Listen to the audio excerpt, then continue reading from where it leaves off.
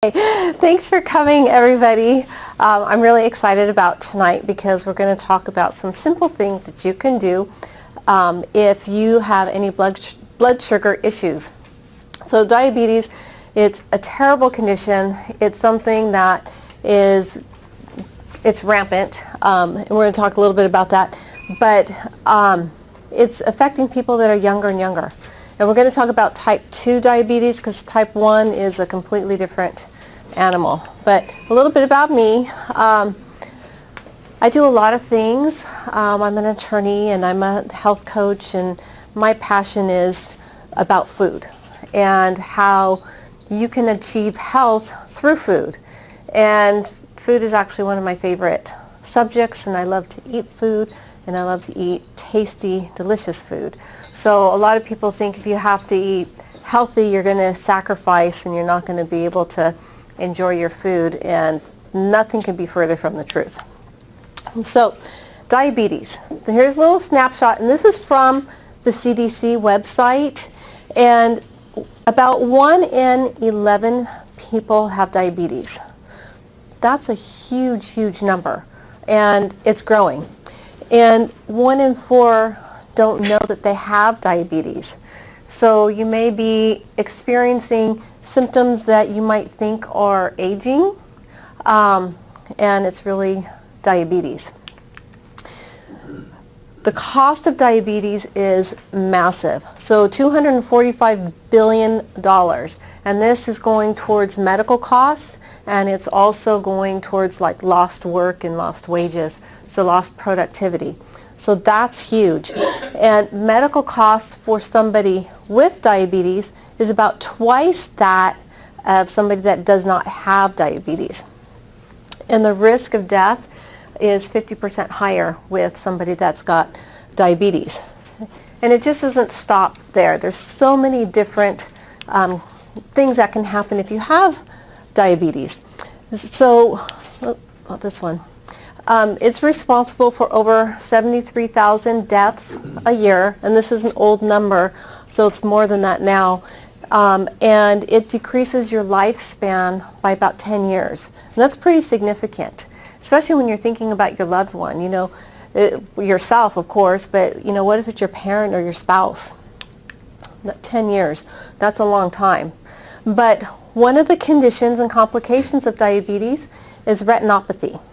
And this can lead to blindness. And you have tiny blood vessels in your eye, and the retina is the part of the eye that allows you to have the vision. And I'm not going to go much into that, but what happens is the tiny blood vessels will leak and blood will pool, and then you're not able to see anymore. So this is a pretty significant complication of diabetes. Another one is renal failure. And if you look here, you've got the kidney, and what the kidney does is the kidney filters the blood. And you see all the tiny little capillaries, just like you saw in the eye, a lot of tiny little capillaries. So the kidneys, you hear a lot of people where they have to go on dialysis, and that's a complication of diabetes. The next one is heart disease. And people with diabetes are more prone to developing heart disease. Another complication is stroke. And we've all heard about people having stroke. And I don't know if you're noticing a little pattern here between all of these conditions, the retinopathy, the renal failure, the heart condition, strokes, and even amputation, where they're not having the circulation into their legs. If they get injured, gangrene can set in. You've got to amputate a foot, a leg. I mean, you hear about people where they have to keep getting amputated the limb higher and higher. And it's a complication of diabetes. And the thing about all of these risk factors it has to do with your blood vessels. If you look at all of them, with the retinopathy and with the renal failure, the stroke, the heart conditions, it all is dealing with your blood vessels. And what happens is the blood vessels, they harden and they stiffen, and they're not pliable anymore, and then they're prone to breaking. So let's talk about some of the risk factors. We always hear it's genetics. It is not genetics. It is your lifestyle. So looking at people in a family where there's obesity there, or they have a poor diet, they look at it as a genetic issue, but the mom has diabetes. She makes her meal for her family. Her family eats the same exact diet as she does, and so it kind of perpetuates the whole issue of diabetes. So it is not the genetics. It's clearly the lifestyle. And so what do? We get pharmaceutical drugs. And if you look at, this is just a list of some of the drugs. The ones on the left are all the oral drugs, and the ones on the right are the injectables. And one of the things that they give in addition to a diabetes drug is ACE inhibitors. There's something to control your blood pressure. We need to keep that blood pressure down so that you don't burst a blood vessel. And then they keep the glucose down by all the diabetes drugs. So you end up having drug after drug after drug, and it turns into a vicious cycle. Now, the thing with drugs, if the drugs worked, it would be awesome. But the problem is every single drug, it has a side effect. And if you look at some of the side effects of the diabetic medication, the side effects on the left are for the oral medications: heart failure, heart attack. But the good news is, if you have a heart attack, you're not dying from diabetes. You're dying from some other condition. And the medical community, what they do is they do the same thing, for example, with if you have cancer, chemotherapy. They'll say, oh, somebody beat cancer, and they did the chemo, they did the radiation, they did all these treatments, and they no longer have the cancer, but then they die of renal failure, for example, where the chemotherapy has so damaged the organ that they die from that. And then they say, well, they didn't die from cancer. So it's the same thing here. You're not dying from the condition, you're dying from something else. So it was a success. However, I don't consider an increased risk of cancer being a successful treatment for diabetes or for any other condition out there. So other side effects are tumors of your thyroid, weight gain, nausea, diarrhea. And I had a client that came in, and he was overweight. He went to his doctor, and his doctor said, I want you to go on some metformin because your blood sugar is just getting up there. It's too high. So he goes online and he reads the side effects. And it's funny what side effects pop out at certain people. For him, it was vomiting and diarrhea. And that scared him. And he's like, I do not want to have vomiting and diarrhea. I am not going on this medication. So what did he do? He cut out, I'm going to talk about some of the things he did, but he cut out soda. He cut out all the simple carbohydrates, the bread type products, changed his diet, and he started exercising. And it's interesting, he didn't even exercise that much, so it doesn't take a whole lot. It takes a big shift, but he wasn't at the gym working out an hour a day. He had bought some weights and he was exercising at home, and in 8 months he lost 40 pounds and his blood glucose level just plummeted. And he looks good. He's added years onto his life, and he's healthy and happy, and he has a whole new lease on life. And he doesn't have any of the side effects. So that's what is awesome. Another side effect for, just want to point out, for one of the injectables is pancreatitis. Well, that's where, you know, the insulin's made in your pancreas. So if you look at some of these side effects, you can tell the medication isn't fixing a problem. It's like a Band-Aid. It's covering over a symptom, but it's not fixing a problem. So the real solutions are found in your diet. You know, what's in your food, and learning to treat your food as medicine, and what do you want to accomplish with your food. So number one thing is learning how to read labels. So what I did is I went to the store, and we're going to go over a label here. Crisco canola oil. Doesn't it look pretty? It's like this beautiful, pretty yellow color.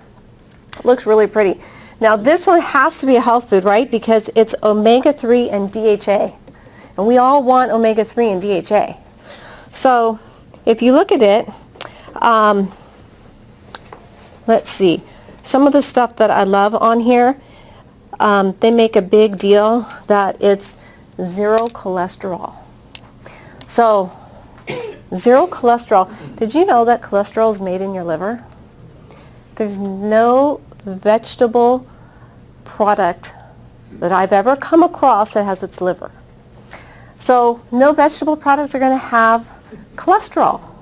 So I love how you'll see that on different products where they'll say 0 cholesterol. Well, if it's got vegetable oil in it, it's going to have 0 cholesterol. But that's not actually something that is necessarily going to be good for you. So how many people have heard of canola oil being genetically modified? A lot of people. And so you might look at this and say, well, this is canola oil. I'm going to put it back on the shelf. Let me get the corn oil or some other vegetable oil. I'm going to show you what happens, how they make all of these vegetable oils. So first they get the seed or the bean. So canola or soybeans, cotton seeds, and what they do is they use very high temperature and they extract the oil. Well, oils are very, very sensitive to heat. And so when they use that high heat, the oil is going rancid. And then they don't want to waste, you know. So you have your soybeans, for example, and they extract it with a lot of heat. Well, there's still some oil left in the soybean, and that's terrible to just throw that away. So then we have to add chemicals to it, like hexanes and different chemicals that are carcinogenic, and because we want to extract everything. So then that extracts more oil out of the soybean. So now the oil, it's rancid, and nobody wants to have rancid oil, but the oil at this point is rancid. All the vitamins have been removed, all the antioxidants, anything that would be beneficial to your health in the actual, you know, soybean or corn or canola, whatever it is they're extracting the oil from, any nutritional value is completely obliterated. So there is no nutritional value. So then what happens, they mix it with different soap emulsifiers. Doesn't that sound wonderful? And then they have to steam clean it. So they steam clean it, but it doesn't get rid of the pesticides and the chemicals and the other things that are in the oil. But they do it to remove the odor. It's like really rancid. It's rancid. And so they remove the odor, and then it looks really bad too. So they have to bleach it. So you have the gray color removed by bleaching, and then what they do is they add artificial colors, and then what do? they fortify it by adding the omega-3, putting a nice pretty label on here so you think it's a health food. And then for margarine, they'll hydrogenate it, and then they'll put it in tubs. With oil, they don't have that step. But then they package it in a nice bottle with a nice pretty label. They make kind of health sounding claims to it. And you know, people don't know. They know omega-3, they know DHA. They'll take that off and they'll think that it's a health product or good for you.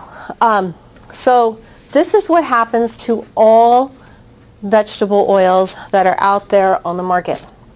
So when you buy your packaged food and it has some kind of vegetable oil in it, this is how it's processed. It's pretty nasty. So read those labels, and if it's got vegetable oil in it, put it back on the shelf. Do your body a favor. So one other thing before I move on to solutions. Some of you have met my little hamburger before. I'd love to show off my hamburger. I love to bring them out to play. So I bought, How old is this? This hamburger is about 3.5 years old. So these lovely French fries were fried in this beautiful vegetable oil. They don't smell very good anymore, but I mean, if you would just look at this, you wouldn't think it was a 3.5-year-old French fry. And Big enough for everyone? yes. And then my hamburger, look at that. Isn't that beautiful? So the hamburger bun looks beautiful. It's a little bit hard, but you know, you could chew. And Does it still smell? it doesn't smell like a McDonald's hamburger anymore, but it does smell. I keep this kind of in the corner on my counter. Like no bugs, no mold, nothing. I don't keep this in any kind of special container, refrigerated, frozen, nothing. The hamburger is stuck to the bun because it was a kid's meal. It had like ketchup or something, so it's kind of bonded on there. But this is what people eat. You know what? It smells good when you drive by the restaurant. And it's only just, you know, a little hamburger, just a couple French fries. And it's the cumulative effect that this stuff has on the body. So what happens is your cell has a lipid membrane, and it needs the good fats, and it needs some protein to make up the cell wall. And the fats make it semi-permeable, which means the cell can receive nutrients, it can get rid of waste, and that's the way a cell keeps itself healthy, by having that semi-permeable cell wall. When your body is forced to make the cell out of things like this type of vegetable oil or French fries or this kind of hamburger, the cell wall becomes rigid. And so the cell wall, it can't receive nutrients and it can't get rid of waste. And what happens with people that have diabetes, their blood sugar rises when they eat. Then their pancreas secretes the insulin, and insulin is a hormone, and every single cell has receptor sites on them, and the insulin grabs a hold of the glucose and pushes it into the cell because it's like a lock and key. The receptor site and the insulin's like a lock and key.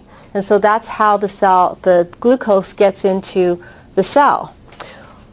Well, when somebody is diabetic, that receptor site is gummed up, and it doesn't allow the insulin to bring the glucose into the cell, because the cells need the glucose. That's how they get their energy. But the main thing to pay attention to, people are so focused on sugar, and I can't have this because it's sugar. Pay attention to the fats. The fats are critical. The fats, they'll gum up. Have you ever had used vegetable oil and it drips down the side, and then afterwards it's like really gross and gummy and you can't scrub it off? I mean, that's what it does inside of your body. So the main thing to think of is thinking of the fats. That's critical. Raw fats, organic fats, nothing that's been processed, and definitely nothing that's been processed like this. So again, back to the solution.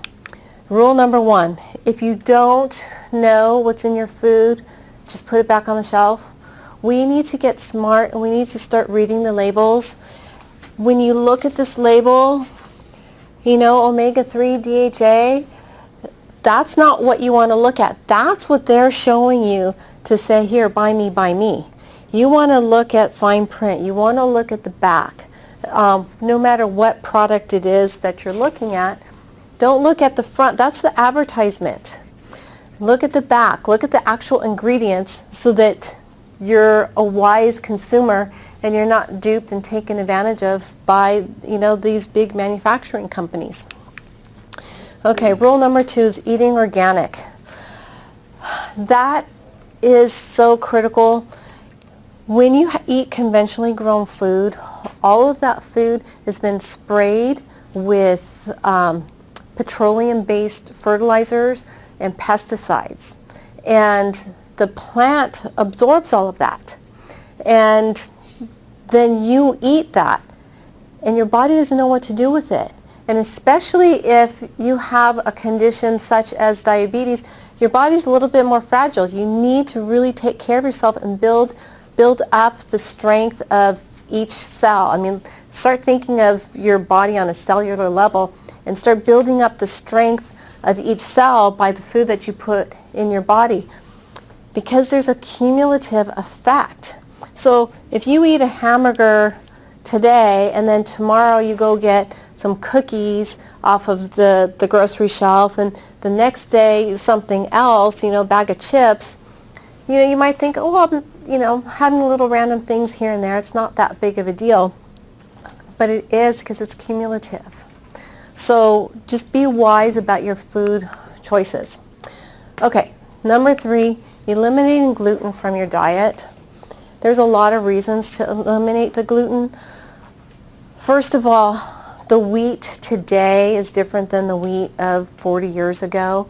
It's a hybridized wheat. Our bodies don't really know what it is. You hear a lot about gluten sensitivity and gluten intolerance. And even if you don't have those conditions, there's still other reasons to eliminate gluten. What happens is they bring all the grain into this big, huge silo, and it's sitting in the silo, and they'll look into the silo and they'll take a sample, and if there's any bugs in the first few inches, they'll fumigate the whole vat of grain. And so you don't want that. And they also coat the big silos before grain is put in with herbicides. So they always, you know, these other reasons other than gluten intolerance, although gluten intolerance I think is enough of a reason. But there's the way that they manufacture bread and bread products is another reason to just eliminate it from your diet. It's not a health food. And when you look at the food pyramid or the new My Plate that the government has put out, they want you to eat all these high grains. Most of the grains that they're promoting are not good for you. And if you look, for example, at a piece of whole wheat bread and the glycemic index of that and compare it to other things, the glycemic index for bread is very, very high. So that's going to spike your blood sugar. So, you know, you do want to watch the sugars if you have diabetes, but eating whole grain isn't necessarily going to be the best option to reducing the blood sugar. Okay, so rule number 4, all added sweeteners, there's no need for them. There's high fructose corn syrup, which is in so many packaged foods. So again, be smart, go to the grocery store, read the package. If it has high fructose corn syrup, put it back on the shelf. It's not good for you at all. And then there's the artificial sweeteners like aspartame and Splenda. And the aspartame, it's a neurotoxin, so it's going to affect your brain. And that's another thing we want to make sure that we keep healthy. So all sweeteners, they're all added sweeteners. If you do use a sweetener, use something like a whole food sweetener, like use dates or something that has nutritional benefit to it. Rule number 5, going back again to genetically modified foods. These are foreign to the body, and every single time that they come out with something that's great and new and wonderful and that it's man-made, there's an issue. And so here the Monsanto's trying to promote these as safe and wonderful, and they're good for the farmer, and they're good for you. I think most of us are smart enough to know that they're not. The problem is that there's no labeling laws here. So you might be going to Starbucks, for example, and getting your latte or the new the pumpkin spice that's coming out. That's full of genetically modified ingredients. So organic. Drinking plenty of fresh spring water. This is really important because we cannot get rid of toxins. They're everywhere. They're in the office here. When you drive home, they're in your car, they're in your home. We do our best. But how do we get rid of them? What's the best way? It's dilution. So the solution to pollution is dilution. So drink plenty of fresh water. What I like to do is I like to put some salt in my water, so it adds some minerals and electrolytes. And salt is another thing just to touch on briefly. You want to make sure that the salt is like a whole salt, like a Celtic sea salt or a Himalayan sea salt, something like that has not been separated from the minerals. When you have salt that is in its natural state and has not been processed and the minerals aren't like extracted from it, then it's actually beneficial. If you have salt, table salt that we have, the Morton's iodized salt, those salts are toxic, and it's because they extract all the minerals out of them. And kind of like our vegetable oil, when we saw how they manufactured the vegetable oil, the salt is the same way. When you extract out the minerals, nothing is left. There's nothing beneficial. Just like the vegetable oil, they extract antioxidants, vitamins, everything. So anything that's been processed to that degree is not going to be a health food for you. So rule number 7 is supplementing with enzymes. Now, enzymes are like essential, especially if you have diabetes. And the enzyme line that I carry, the enzyme formulations, they have a whole protocol, especially for diabetes.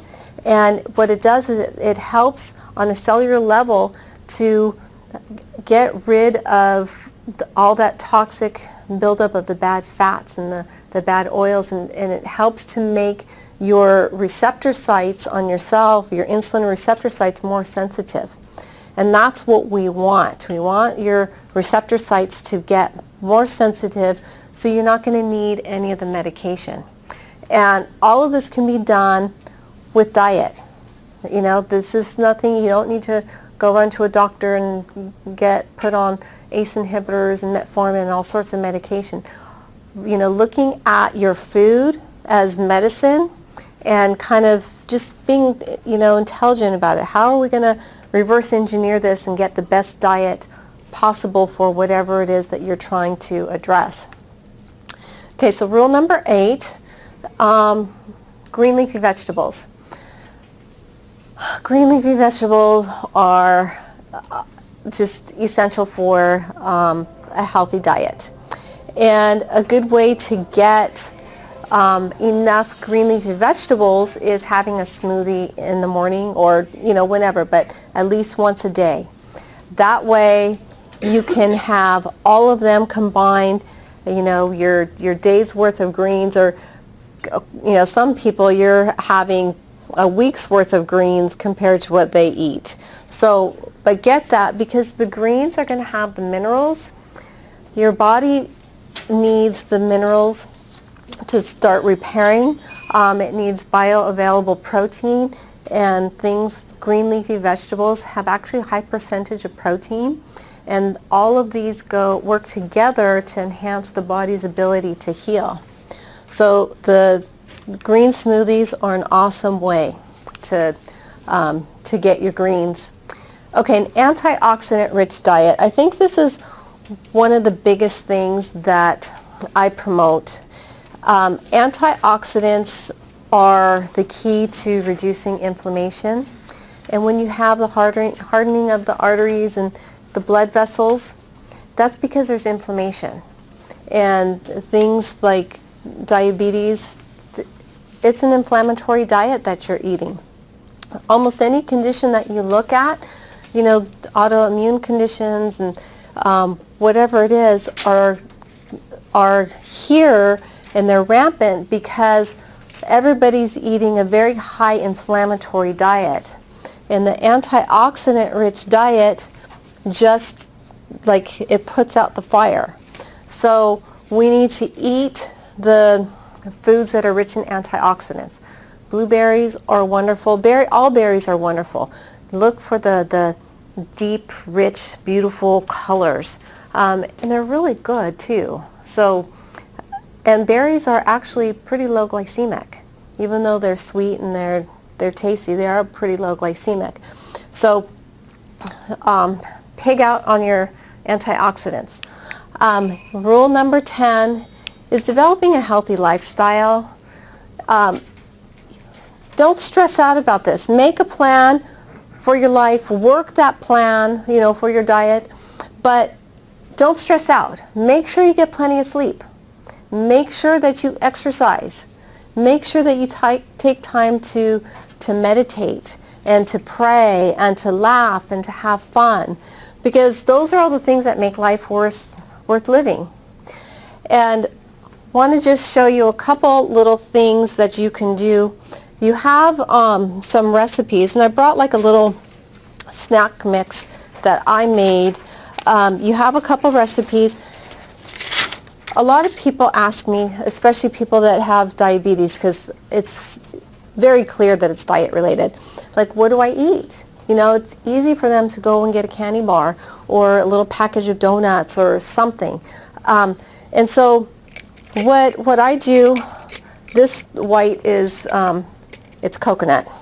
But what I do is I just get nuts, and I'll make a big batch, and I'll put an assortment. I'll do the almonds and the pecans and the walnuts, and then I like cacao nibs because it gives a little chocolatey flavor, and I love the cacao nibs, plus they're very high in antioxidants. But and then the goji berries I'll put in there, and I'll mix it up, and then I can have that and have that throughout the week. You know, it's my little snack. And you can always change the fruits that you put in. You can put raisins in there. You can put like dried cranberries. There's so many different fruits you can put in there. You can put different nuts in there, different seeds, and so it tastes different all the time. And I like to put coconut as well. But one of the things, again, is don't go out and buy those mixed nuts, the Planters mixed nuts that are dry roasted, the oils in there are going to be rancid. They've been cooked, and we want the raw nuts, and ideally like sprouted, which you can do yourself. I think we talked about that last time, but sprouted nuts are going to be your best bet. You can buy them at Mother's Market. That way you can sprout them yourself and then dehydrate them. But you want the oils to be fresh and not rancid, especially when we're looking at diabetes. When you're looking at diabetes, think about the fats more so than the sugars. So another thing that I put a recipe on here is for chia pudding. And chia pudding is wonderful. Chia pudding has a lot of the omega-3s, which are really good for you. So instead of getting your omega-3 Crisco, you just go and you get your chia seeds. I have a recipe on here also for almond milk, and you can do it with any kind of nut. It doesn't have to be almonds, but you just mix your chia pudding in, or your chia seeds in with the almond milk, and you let it sit, and there's directions on here, but it also has a lot of fiber. So you're getting the good fats, you're getting fiber. Fiber is really good to help sustain your blood sugar levels. Fiber is very important for that. But also in this recipe I added cinnamon, because cinnamon is a really good herb to use to help keep your blood sugar levels stable. So there's a lot of things that we can do with food, and they're tasty, because cinnamon, I mean, I love cinnamon. You know, and now that the fall is coming, you've got pumpkin and sweet potatoes and things that you can use cinnamon with, and cinnamon is really good regulator for your blood sugar. So, like I said, I'm also an attorney, and some of the stuff that I do is I help people with birthing plans or vaccination exemptions, and I do personal injury cases as well. And then I'm a health coach, and so I help you get healthy. That's like my passion. So thank you very much for coming, and we'll see you next time. Thank you.